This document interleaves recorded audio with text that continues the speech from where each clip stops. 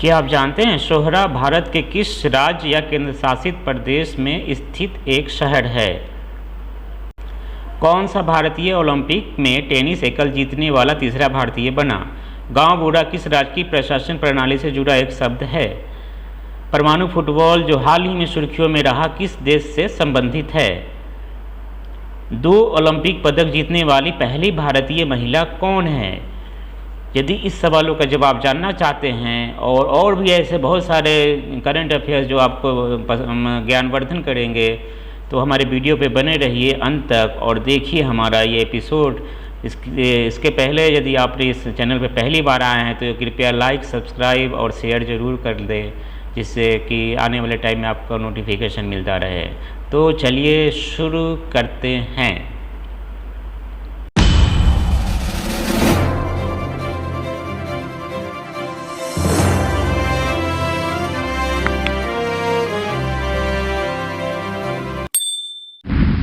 चलिए शुरू करते हैं आज का पहला सवाल। टोक्यो 2020 ओलंपिक में हॉकी में कांस्य पदक जीतने के लिए भारत ने किस देश को हराया? तो इसका टाइम स्टार्ट हो गया है और ये टाइम आउट हो गया। देखते हैं इसका सही आंसर। जर्मनी को हराकर इंडिया ने टोक्यो ओलंपिक में कांस्य पदक जीता।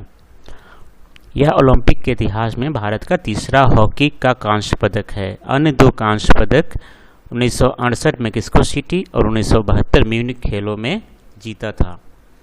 चलिए अगले क्वेश्चन की तरफ चलते हैं। अगला क्वेश्चन है हमारा, ये आपकी स्क्रीन पे आ गया है।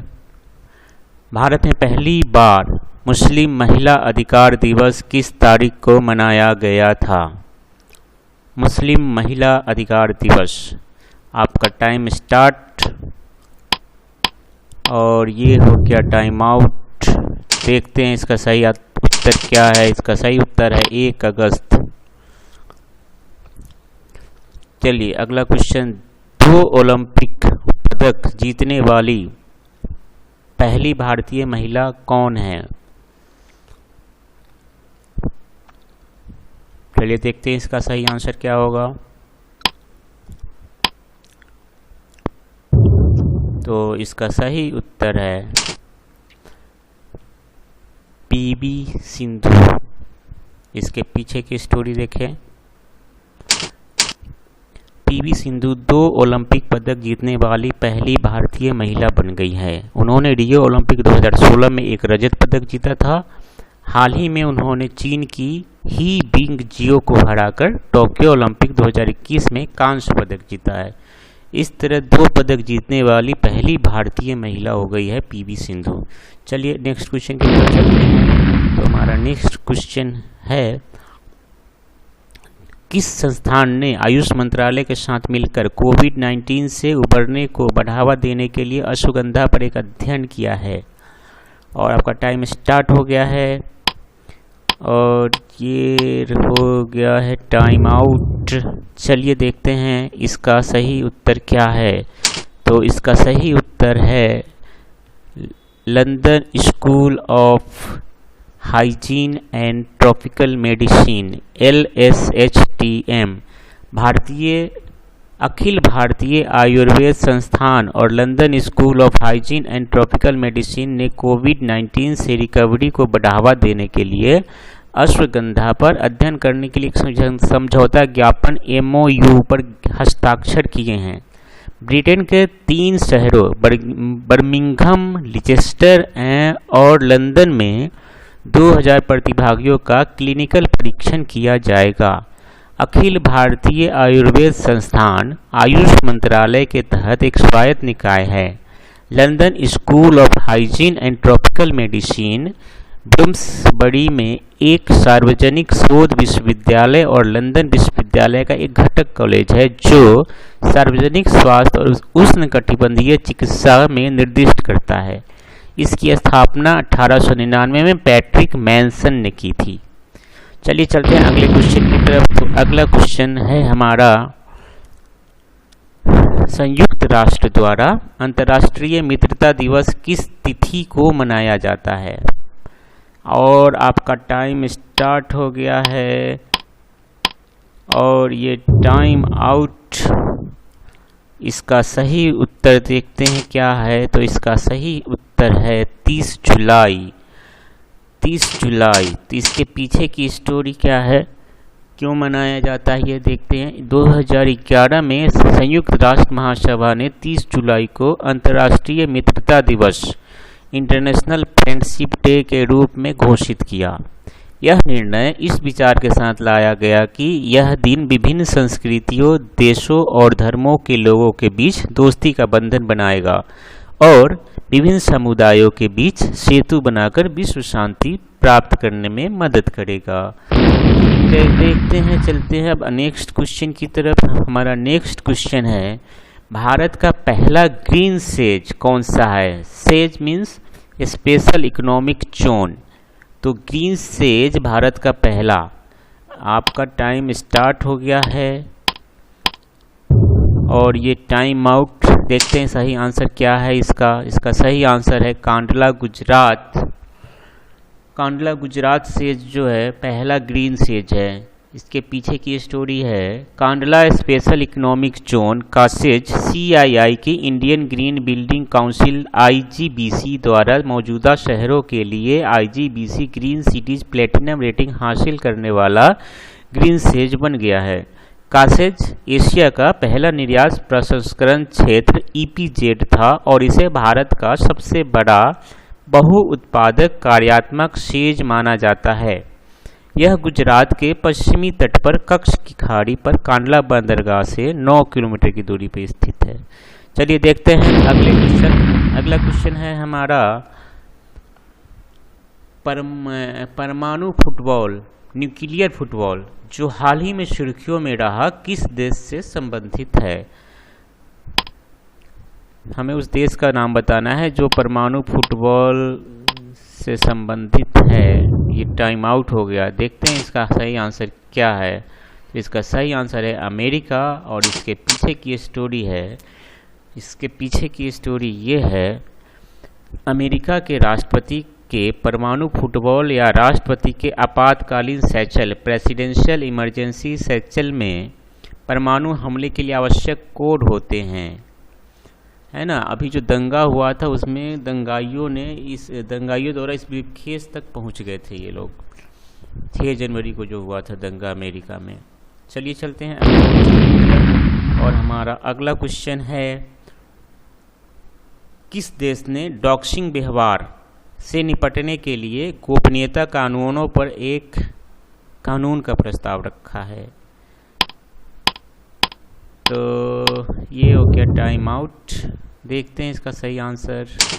इसका सही आंसर है हांगकांग। हांगकांग ये देश है जो डॉक्सिंग व्यवहार से निपटने के लिए एक कानून का प्रस्ताव रखा है। तो सबसे पहले हम देखते हैं डॉक्सिंग व्यवहार एक्चुअली है क्या। डॉक्सिंग व्यवहार का अर्थ है किसी व्यक्ति संगठन की निजी जानकारी को ऑनलाइन साझा करना। तो हांगकांग की विधायिका ने डॉक्सिंग व्यवहार से निपटने के लिए कानून का एक प्रस्ताव दिया है।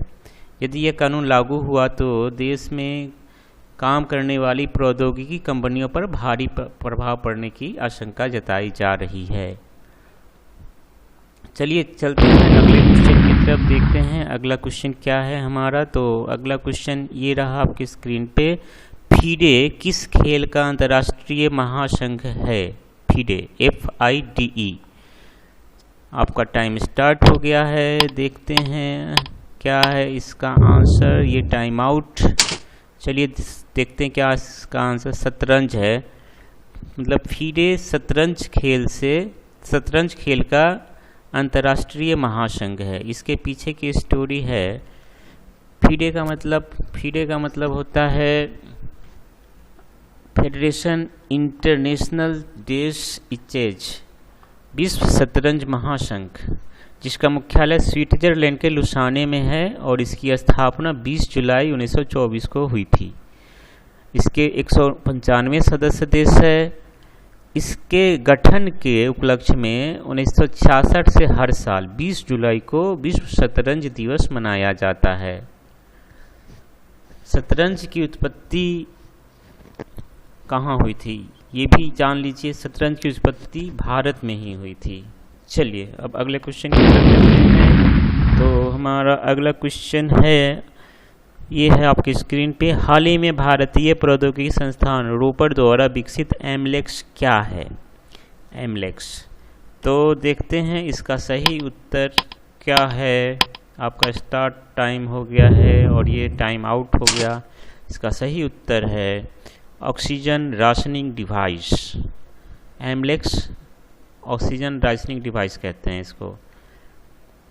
और इसके पीछे की स्टोरी देख लेते हैं। इसके पीछे की स्टोरी है, ये बनाया गया है भारतीय प्रौद्योगिकी संस्थान रोपड़ अपनी तरह का पहला ऑक्सीजन राशनिंग उपकरण विकसित किया है ना। यह उपकरण रोगियों को सांस लेते समय ऑक्सीजन की आवश्यक मात्रा को आपूर्ति करने में मदद करेगा। यह प्रक्रिया ऑक्सीजन को बचाने में मदद करेगा जो आमतौर पर अनावश्यक रूप से बर्बाद हो जाती है। चलिए देखते हैं अगला क्वेश्चन। तो हमारा अगला क्वेश्चन है, गांव बुढ़ा किस राज्य की प्रशासन प्रणाली से जुड़ा एक शब्द है? और आपका टाइम स्टार्ट हो गया है और ये हो गया टाइम आउट। देखते हैं इसका सही आंसर क्या है। सही उत्तर है इसका असम। असम राज्य से यह जुड़ा हुआ शब्द है। इसके पीछे की स्टोरी देखते हैं क्या है इसके पीछे की स्टोरी। तो पीछे की स्टोरी इसका ये है, असम मंत्रिमंडल ने घोषणा की कि जिला प्रशासन के ग्राम स्तर के पदाधिकारी गांव बूढ़ा को अब गांव प्रधान कहा जाएगा। अंग्रेजों के समय में गांव के सबसे बुजुर्ग व्यक्ति को मुखिया नियुक्त करते थे। अंग्रेजों के टाइम में सबसे बुजुर्ग व्यक्ति को गांव का मुखिया नियुक्त किया जाता था, जो भूमि राजस्व से संबंधित मामलों की देखरेख करता था। उसमें उन्हें असम में गांव बूढ़ा कहा जाता था। चूँकि कई युवा ग्राम स्तर के पदाधिकारी बन रहे हैं, इसलिए बूढ़ा अर्थात असमिया में बूढ़ा को बदल दिया गया है। चलिए अगले क्वेश्चन की तरफ चलते हैं और देखते हैं कि क्या है हमारा अगला क्वेश्चन। अगला क्वेश्चन है, कौन सा भारतीय ओलंपिक में टेनिस एकल मैच जीतने वाला तीसरा भारतीय बना? और टाइम आपका स्टार्ट हो गया है और ये टाइम आउट। देखते हैं इसका सही आंसर क्या है। तो इसका सही आंसर है सुमित नागल। सुमित नागल तीसरे भारतीय हैं जो एकल मैच जीते हैं ओलंपिक में। इसके पीछे की स्टोरी ये है कि टोक्यो ओलंपिक खेलों में पहले मैच में डेनिस इस्तोमिन को हराया। जिशान अली 1988 के सियोल खेलों में एकल मैच जीतने वाले पहले भारतीय थे, जब उन्होंने प्राग्वे के विक्टो कैबलोरो को हराया था। उसके बाद लिएंडर पेस ने 1996 में के अटलांटा खेलों में ब्राज़ील के फर्नांडो मेलीगेनी को हराकर पुरुष एकल का कांस्य पदक जीता। चलिए देखते हैं अब अगला क्वेश्चन क्या है। अगले क्वेश्चन की तरफ पढ़ते हैं। तो अगला क्वेश्चन आपके स्क्रीन पे आ गया है। सोहरा भारत के किस राज्य केंद्र शासित प्रदेश में स्थित एक शहर है? और ये टाइम आपका स्टार्ट और ये टाइम आउट। देखते हैं इसका सही आंसर क्या है। तो इसका सही उत्तर है मेघालय। मेघालय राज्य। और इसके पीछे की स्टोरी ये है, सोहरा जिसे चेरापूंजी के नाम से भी जाना जाता है, मेघालय में स्थित एक शहर है। केंद्रीय मंत्री अमित शाह ने सोहरा में ग्रीन सोहरा वनीकरण अभियान, ग्रीन सोहरा अफॉरेस्टेशन कैंपेन की शुरुआत की। अमित शाह ने ग्रेटर सोहरा जलापूर्ति योजना का भी उद्घाटन किया। यह वनीकरण अभियान मेघालय सरकार द्वारा असम राइफल्स की मदद से चलाया जाएगा। चलिए चलते हैं अगले क्वेश्चन की तरफ। हमारा अगला क्वेश्चन है, 2021 में पहली बार विश्व डूबने से बचाव दिवस किस तारीख को मनाया गया? World drowning prevention day. आपका टाइम स्टार्ट। और इसका सही उत्तर है 25 जुलाई को मनाया गया। इसके पीछे की स्टोरी है विश्व स्वास्थ्य संगठन द्वारा समन्वित 25 जुलाई 2021 को पहली बार विश्व डूबने से बचाव दिवस वर्ल्ड ड्राउनिंग प्रिवेंशन डे मनाया गया। अब चलते हैं अगले क्वेश्चन की तरफ। हमारा अगला क्वेश्चन है आज़ाद की शौर्य गाथा प्रदर्शनी जिसका हाल ही में उद्घाटन किया गया किस स्वतंत्रता सेनानी के जीवन पर आधारित है? और आपका टाइम स्टार्ट हो चुका है, ये टाइम आउट। और इसका सही उत्तर है चंद्रशेखर आज़ाद। चंद्रशेखर आज़ाद। देखते हैं इसके पीछे की स्टोरी। केंद्रीय संस्कृति और संसदीय मामले राज्य मंत्री अर्जुन राम मेघवाल ने हाल ही में शहीद चंद्रशेखर आज़ाद के जीवन पर आधारित प्रदर्शनी आज़ाद की शौर्य गाथा का उद्घाटन किया। इस प्रदर्शनी का उद्घाटन इंदिरा गांधी राष्ट्रीय कला केंद्र IGNCA नई दिल्ली में किया गया। यह हमारे देश की आज़ादी के 75 साल पूरे होने का जश्न मनाने के लिए आज़ादी का अमृत महोत्सव का एक हिस्सा है। संस्कृति मंत्रालय द्वारा आज़ादी का अमृत महोत्सव मनाने के लिए कार्यक्रमों को एक श्रृंखला आयोजित की जा रही है। चलते हैं नेक्स्ट क्वेश्चन की तरफ। हमारा नेक्स्ट क्वेश्चन अगला क्वेश्चन है AI फॉर ऑल पहल के लिए किस कंपनी ने CBSE और शिक्षा मंत्रालय के साथ सहयोग किया है? आपका टाइम स्टार्ट। और ये टाइम आउट हो गया है। अब देखते हैं इसका सही आंसर क्या है। इसका सही उत्तर है इंटेल। इंटेल ने CBSE और शिक्षा मंत्रालय के साथ AI फॉर ऑल पहल के लिए सहयोग किया है। इसके पीछे की स्टोरी देखते हैं। इंटेल, CBSE और शिक्षा मंत्रालय ने 29 जुलाई 2021 को AI फॉर ऑल पहल शुरू करने की घोषणा की। इस पहल का मुख्य उद्देश्य भारत में सभी के लिए आर्टिफिशियल इंटेलिजेंस की बुनियादी समझ बनाना है। AI फॉर ऑल 4 घंटे का सीखने का कार्यक्रम है। यह छात्रों, घर में रहने वाले माता पिता या पेशेवरों और कामकाजी माता पिता वरिष्ठ नागरिकों पर लागू होता है। चलते हैं अगले क्वेश्चन की तरफ। हमारा अगला क्वेश्चन है संयुक्त राष्ट्र द्वारा अंतर्राष्ट्रीय मित्रता दिवस किस तिथि को मनाया जाता है?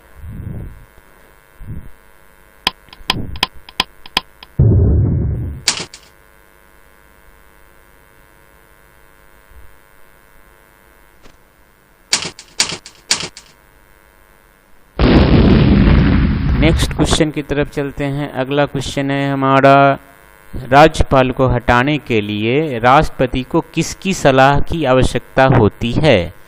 आपका टाइम स्टार्ट।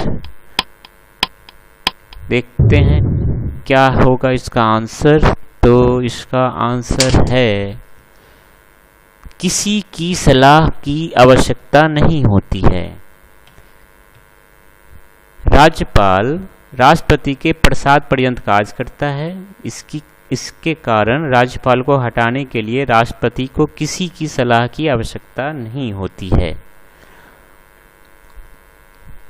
चलिए अब आज के लिए बस इतना ही। फिर मिलेंगे अगले एपिसोड में किसी अच्छे टॉपिक के साथ जिससे आपका ज्ञानवर्धन हो। तो यदि यह वीडियो आपको अच्छा लगा, आपको ज्ञानवर्धन हुआ, तो कृपया इसको लाइक और शेयर ज़रूर कीजिए। साथ ही साथ सब्सक्राइब भी कर लीजिए जिससे आने वाले समय में हम नए वीडियो डालें तो उसका नोटिफिकेशन आपको तुरंत प्राप्त हो जाए।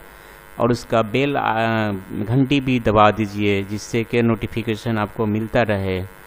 तो आज के लिए इतना ही। तब तक के लिए जय हिंद, नमस्कार दोस्तों।